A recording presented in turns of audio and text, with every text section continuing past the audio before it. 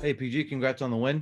Thank you. Um, First off, I'm curious, from your time, coming into the NBA as a rookie to now, how have your stances or views on like checking the standings and like other things going around the league? Like, do you pay attention to that kind of stuff, or has that changed for you throughout your career? Um, yeah, I mean, I'm always seeing what's going on around the league. Not so much on standings, but just seeing what team is doing what, who's hot, who's playing well. I'm always in tune with what's going on from personnel wise. Um, but yeah, I guess through that you kind of see what's going on, what team is doing what. But I'm more so focused on personnel.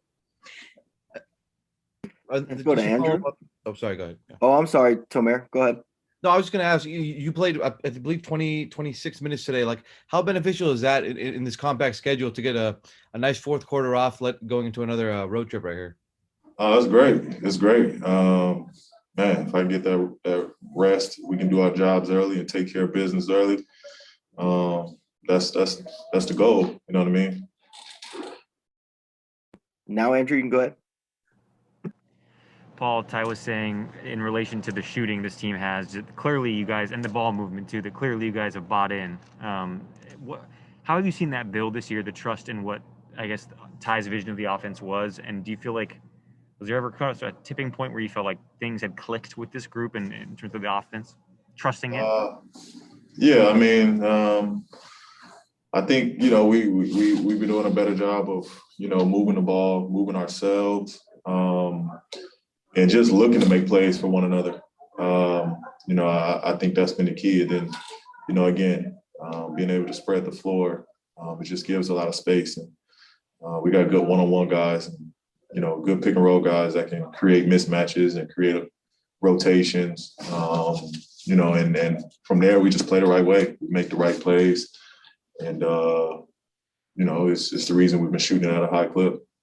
And this, obviously, the shooting numbers are unlike any other on three-pointers than any other team, really, in NBA history. But in terms of just the offenses you've played in your career, to trust the confidence that you guys are going to make the right play, whether it's a kick out or dumping it off to Zoo for a short roll or something, like, how do you rate the confidence you have that this offense is going to make the right play on any given possession? I mean, we just got high IQ players and we got unselfish players. It's no one's out here looking to get numbers or looking to pat stats or looking to get their own. Like, everybody is like, we bought in. That's really the key to it. We bought into team basketball, and we know where we're trying to get to, and in order to get there, we need everybody. And so, the more everybody's involved, the better we are in the long run. Thanks, Paul. Yep. Thanks. Go over to Law.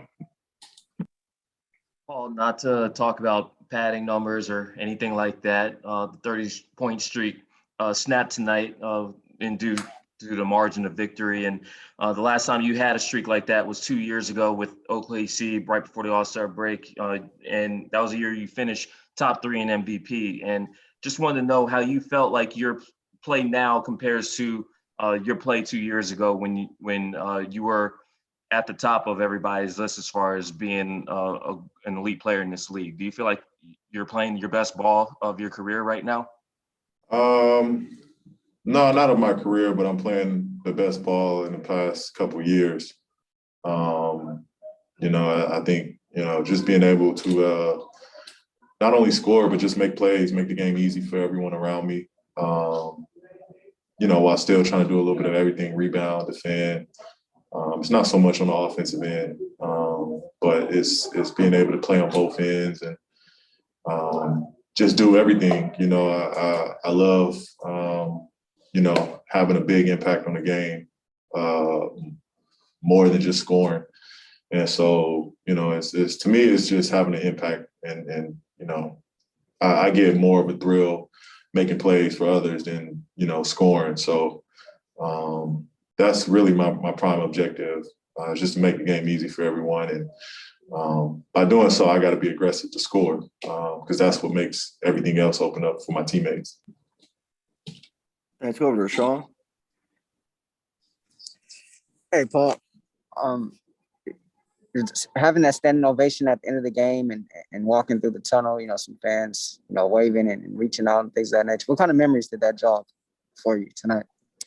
Of just what it was like and what it's like to play, in front of the Clipper Nation. It was amazing being in front of the fans and their energy. I think it was a big factor in how we performed tonight. It's amazing to have, a crowd there cheering us on, rooting for us, holding us down, and just, added motivation, to play hard. So, we appreciate them. Definitely happy to have them back, and we're looking forward to seeing them, on more nights.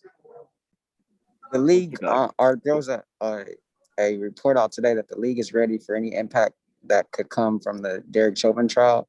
As leaders on the team, have there been discussions about, what could or could not happen as a result of that? No, we haven't talked about it as a team. We haven't talked about it as a team. Thanks. Thanks. Go over to Mason. Hey, Paul. This is the second time you guys have, or you gotten to see Anthony Edwards up close. So I'm just wondering, what kind of player do you think he can become in this league? He could be a big player, big time talent, strong kid, explosive kid. He's got a powerful game. And he can do a little bit of everything. He can shoot the three ball, come off pin downs, play the pick and roll.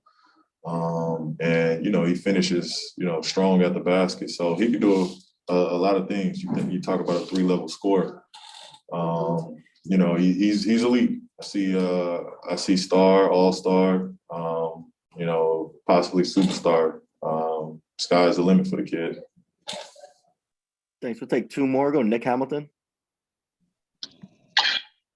Hey, Paul, congrats on the win. Everybody talks about the offense, but defensively, how have you seen this team evolve defensively, and how have you seen yourself evolve defensively under Ty Lue's system during this season? Yeah, I think our communication's got to get better, but I think we're starting to get an understanding of one another. The addition of Rondo definitely helped because he's talking a lot of actions out. He's seeing things, putting us where we need to be. But I think our defense is growing. Our coverages are switching. Even when we're playing small, we got to box out.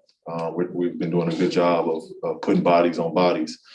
And, that's what it's going to take. It's the small games, it's the second chances, the transition, fast breaks. Those points is what we got to take out of games and, just force teams to beat us in the half court. So, I think we're on to something and we're growing defensively. Thanks. The last question we'll take is from Farbod. APG, apologies if this was asked earlier. At one point in the game, you were getting MVP chant from some of the fans in the arena. A lot of times this season, it's really felt like you guys versus the world. How does it feel to have, somebody in your corner again and, fans chanting MVP for you and somebody finally, recognizing your play?